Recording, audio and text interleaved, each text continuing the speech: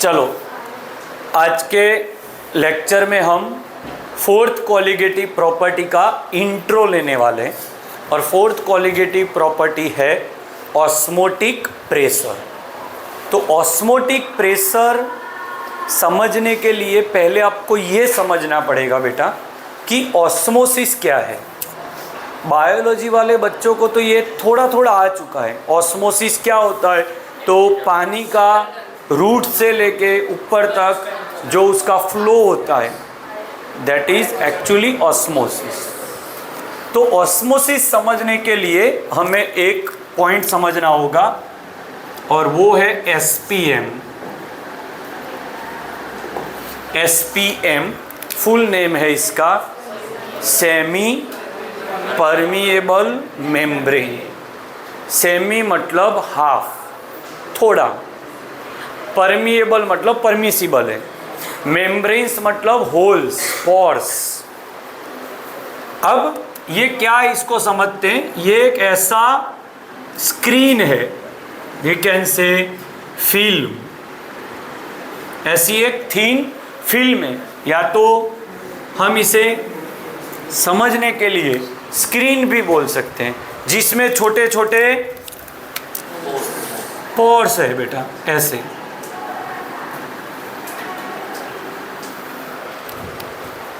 ये है।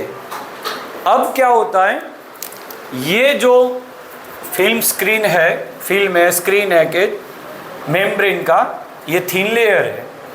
इसके एक साइड यहाँ पे मान लो आपके पास 0.1 molar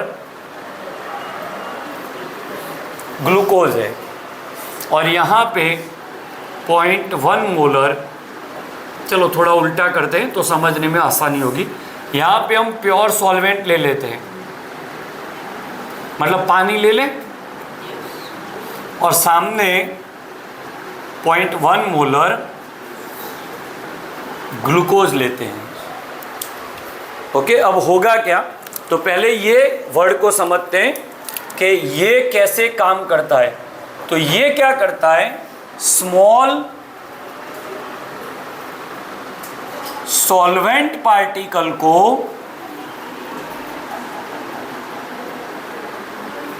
can passes through this membrane. ये जो मेम्ब्रेन है ना बेटा, उसमें से कौन पास हो सकता है, सॉल्वेंट पार्टिकल्स को वो पास होने देता है। और किसे ब्लॉक करता है,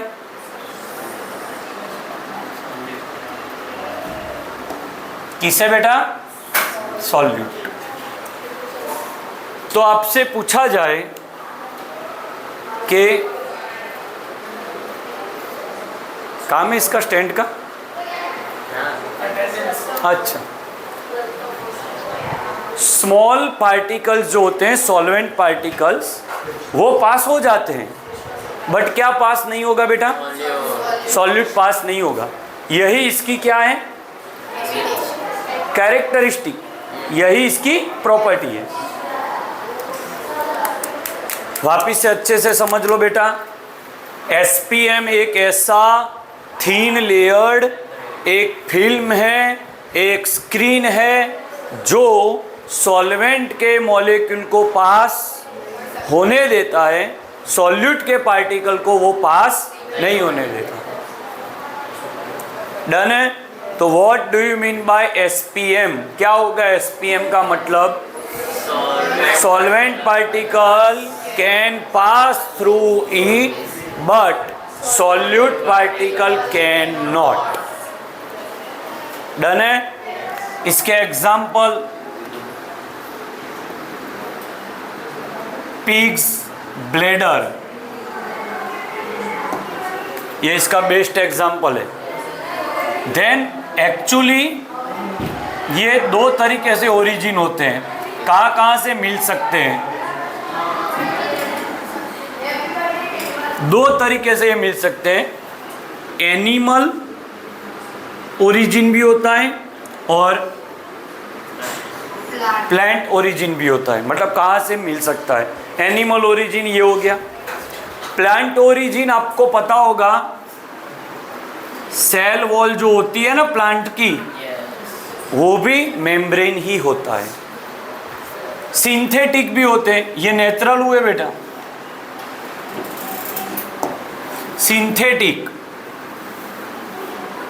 बनाए गए, उसमें बेस्ट है सेलोफेन। कौन? सेलोफेन, अंदर सब लिखा हुआ है। देन पार्चमेंट पेपर, ये दो उसके बेस्ट एग्जाम्पल है। तो 2 मार्क की थियरी बन गई। What do you mean by SPM? बोलो एसपीएम का फुल नेम। धीरे धीरे, सेमी परमिएबल मेम्ब्रेन। क्या काम करता है? सॉल्वेंट को पास होने देता है, सॉल्यूट को पास नहीं होने देता। इसी का यूज़ हम ये कॉन्सेप्ट में करने वाले हैं। एसपीएम मेनली नेचुरली और सिंथेटिक दोनों अवेलेबल होते हैं। नेचुरली वो कहाँ से मिल सकते हैं? एनिमल लाइक पिग्स, ब्लैडर, और प्लांट में सेल वॉल जो होती है वो। अब तो काफ़ी सिंथेटिक एसपीएम भी मिल रहे हैं, और उसके मैंने नाम बताया सेलोफेन, पार्चमेंट पेपर, और सबसे बेस्ट है जो आपकी बुक में अब नहीं है, पहले था, कॉपर फेरोसाइनाइड। ये है कॉपर फेरोसाइनाइड। किसके बारे में बात खत्म हुई बेटा? अभी तो एसपीएम। अब क्या समझे कि एसपीएम का यूज़ करके बेटा? ऑस्मोसिस। फिर से बेटा एसपीएम क्या है क्लियर कर लो। एक ऐसा स्क्रीन है, कोटेड फिल्म है, जिसमें पोर्स होते हैं जहाँ से सॉल्वेंट पास हो सकता है, बट सॉल्यूट पास नहीं हो सकता। दो जगह से नेचुरली मिलते हैं, सिंथेटिक आप उसे काफ़ी जगह से बना सकते हो। अब उसका यूज़ ऑस्मोसिस में करते हैं।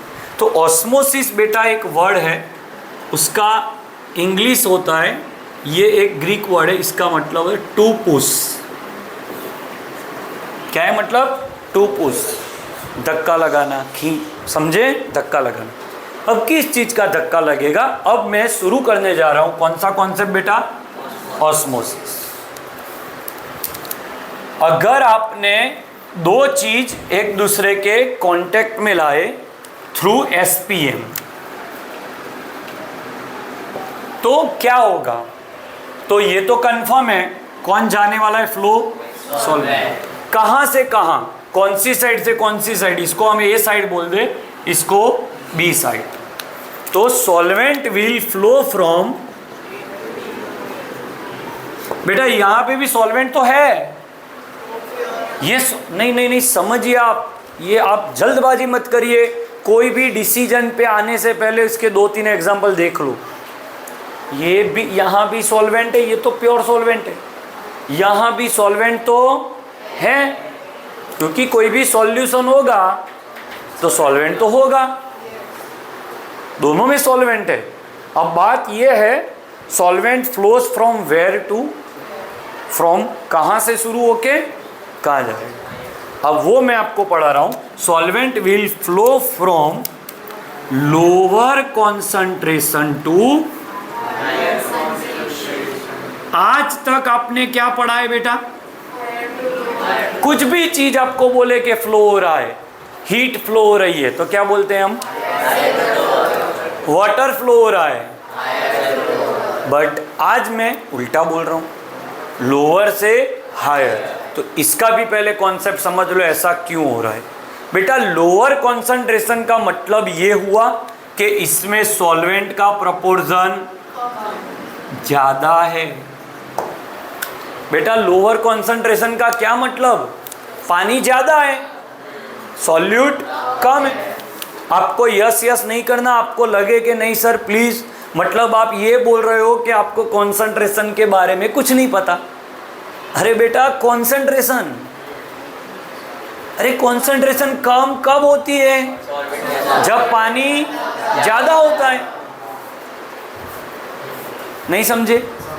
और कॉन्सेंट्रेटेड होना मतलब इसके रिलेटिवली यहां सॉल्वेंट कम होता है।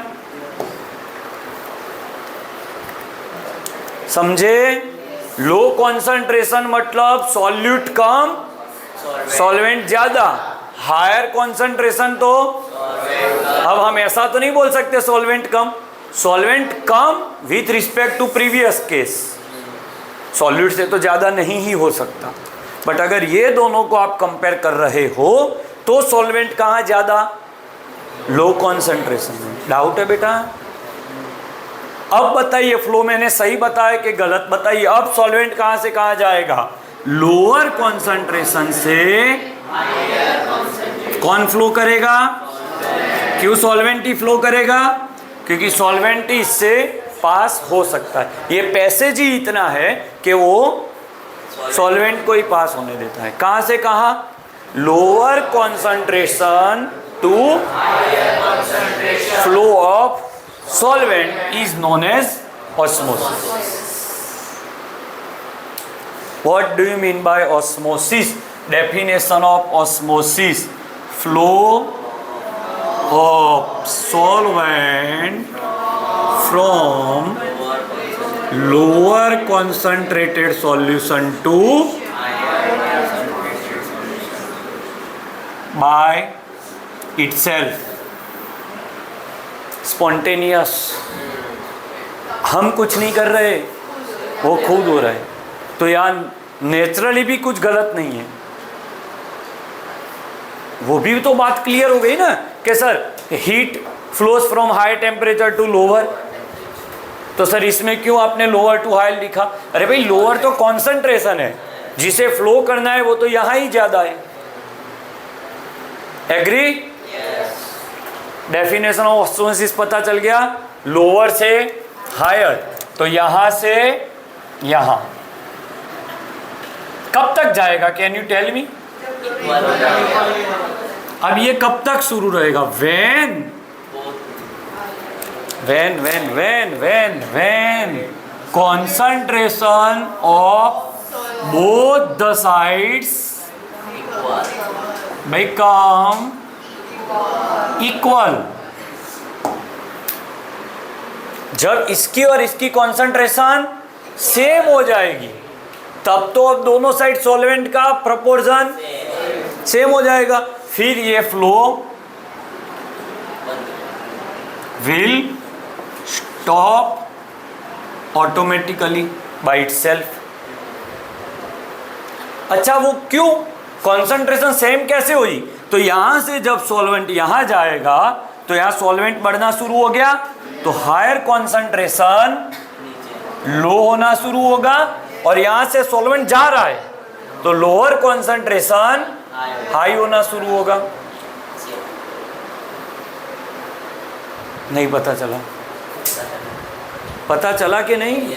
यहां से सॉल्वेंट यहां जाएगा तो यहां सॉल्वेंट कम हो रहा है तो कॉन्सेंट्रेशन बढ़ रही है। मान लो ये लोअर पे था, ये हायर पे, तो ये धीरे धीरे बढ़ना शुरू होगा, ये नीचे आना शुरू होगा, एक पॉइंट पे दोनों इक्वल हो जाए।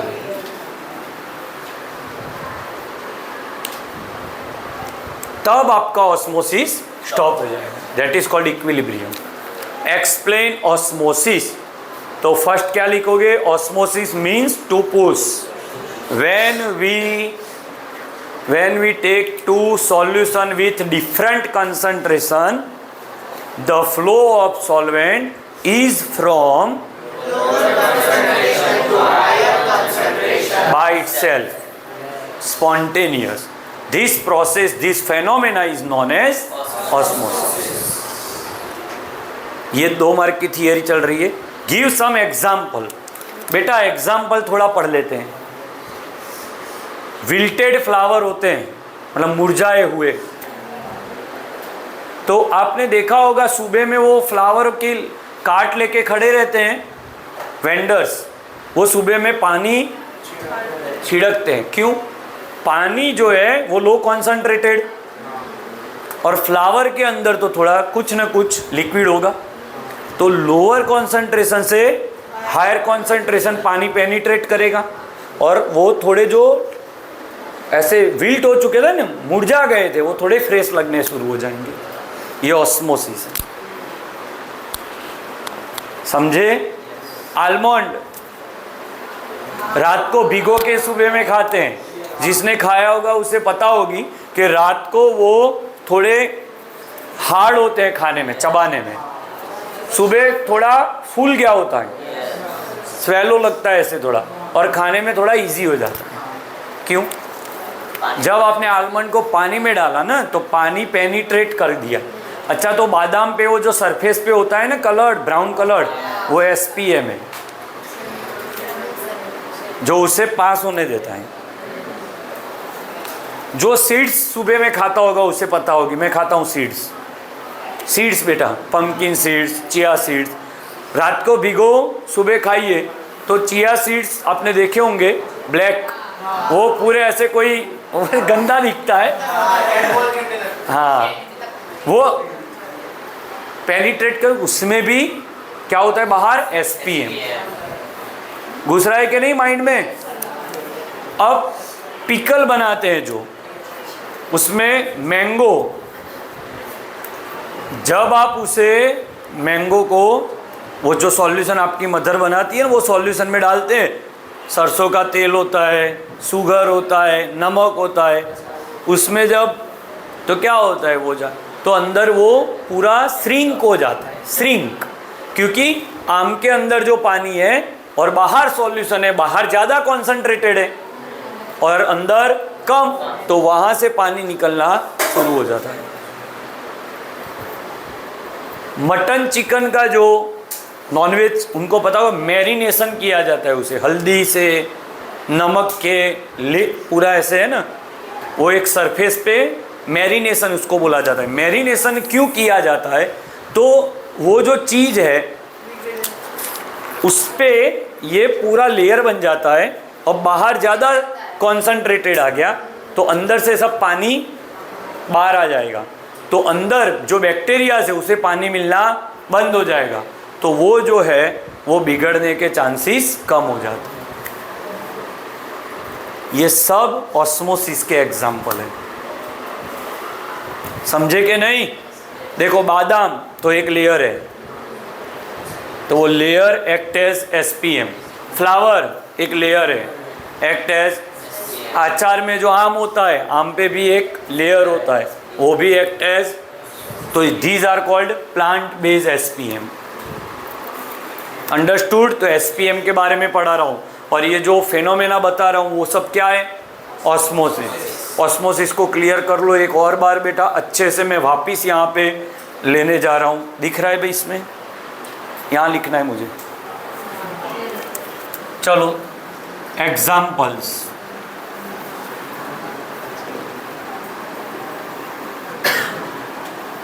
आपको बताना है फ्लो होगा कि नहीं, और होगा तो कहां से कहां होगा। फ्लो होगा कि नहीं, ये आप साइड को बोल दो A साइड, ये साइड आपकी हो गई B, A और B साइड फ्लो होगा कि नहीं। फ्लो कब होगा? Two different concentrated solutions are there. Are they different concentrated? Yes. Point one नहीं देखना है, 0.1 मोलर ग्लूकोज है और ये इसमें कितने पार्टिकल हैं? 2। तो इसकी कॉन्सेंट्रेशन हो रही है 0.2। कॉलिगेटिव प्रॉपर्टी, और ये 0.1। अब बताइए कौन लो कॉन्सेंट्रेटेड है? B। हाई कॉन्सेंट्रेटेड, तो फ्लो इज फ्रॉम, तो दिस इज द फ्लो। भाई अंडरस्टूड?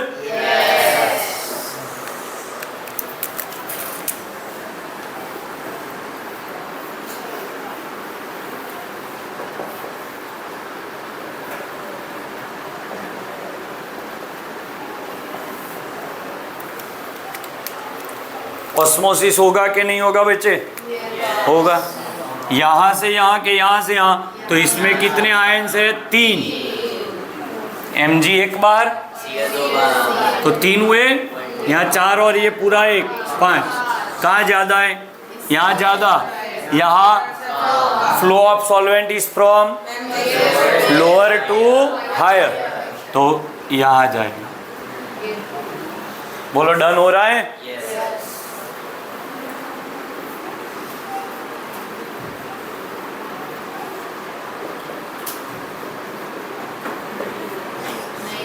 अब नहीं होगा, नो ऑस्मोसिस विल अकर। अब जिसका कॉन्सेंट्रेशन कम होता है ना बेटा,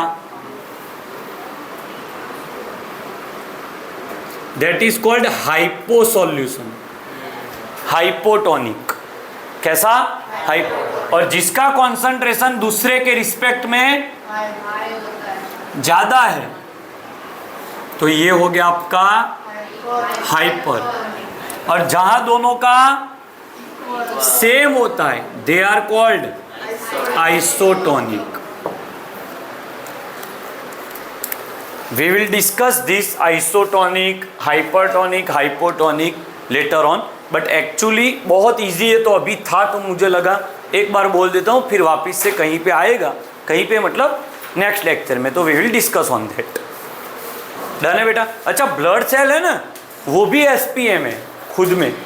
ब्लड सेल को पानी में डाल के रखो तो क्या होगा? पानी, ज़्यादा पानी अगर आप पी गए ना, तो पानी अंदर आ जाएगा ब्लड के अंदर और ब्लड सेल को तोड़ देगा। पहले स्वेलो हो जाएगा, फिर कुछ ज़्यादा हो गया तो फिर, एटले कई बार नहीं आपने सुना है कि डूबने से मर गया, तो उसमें ये भी एक रीज़न है, पानी बॉडी में बढ़ गया। अब वो पानी बढ़ गया तो ब्लड सेल के अंदर भी तो फ्लूइड होता है, तो ब्लड सेल के अंदर जो फ्लूइड है वो कॉन्सेंट्रेटेड, और बाहर तो सिर्फ पानी है, तो पानी बाहर से ब्लड सेल के अंदर घुसेगा। अब ज़्यादा नमक वाला खा लिया तो क्या होगा? तो अब बाहर कॉन्सेंट्रेशन बढ़ गई, इसलिए डॉक्टर्स बोलते कम नमक खाइए। क्योंकि जो ब्लड सेल है वो नेक्स्ट लेक्चर में हम बात करेंगे, आइसोटोनिक होता है। Blood cell is isotonic with 0.9% weight by volume NaCl। मतलब ब्लड सेल को ऐसे सलाइन वाटर में आपने डाला तभी वो स्टेबल है, इससे कम के इससे ज़्यादा तो फिर वो स्टेबल नहीं। इसीलिए आपको जब एंटीबायोटिक इंजेक्शंस दिए जाते हैं तब आपने देखा होगा वो इंजेक्शन के साथ एक कैप, वो टैब आती है जिसमें पानी भरा होता है, वो पानी का ही डॉक्टर यूज़ करते हैं। क्यों? क्योंकि वो पानी ये कॉन्सेंट्रेशन वाला नियरली है, तो जब वो वेन में, आपके वेन में इंजेक्ट करते हैं तो वेन में तो ब्लड है, तो ब्लड के साथ आपका सॉल्यूशन मैच होना चाहिए। समझे? ये सब रीज़न है ऑस्मोसिस के। अगर आपने ज़्यादा सॉल्ट खा लिया तो ये वैल्यू बढ़ जाएगी, तो अब ये हाइपर हो गया। Right now they are isotonic, but आपने ज़्यादा नमक खा लिया तो ये हाइपर, ये hypo. Flow is from hypo to, तो ब्लड सेल का फ्लूइड बाहर निकलना शुरू हो जाएगा, तो भी ब्लड सेल कोलैप्स हो जाएगा। समझे? तो ज़्यादा नमक खाने से क्या होता है बेटा? कई कई जगह पे पानी भर जाता है, क्योंकि जहाँ नमक वाला पानी ज़्यादा होगा वहाँ पे ब्लड सेल और पूरे बॉडी का पानी जाना शुरू हो जाएगा। समझे? तो ज़्यादा नमक कैसे बॉडी को डैमेज करता है उसके बाद। तो आज के लेक्चर में हमने कौन से 2 पॉइंट पे काफ़ी डिस्कशन किया बेटा? SPM और ऑस्मोसिस। So our next lecture is osmotic pressure, और थर्ड कॉन्सेप्ट है इसी में रिवर्स ऑस्मोसिस। ओके।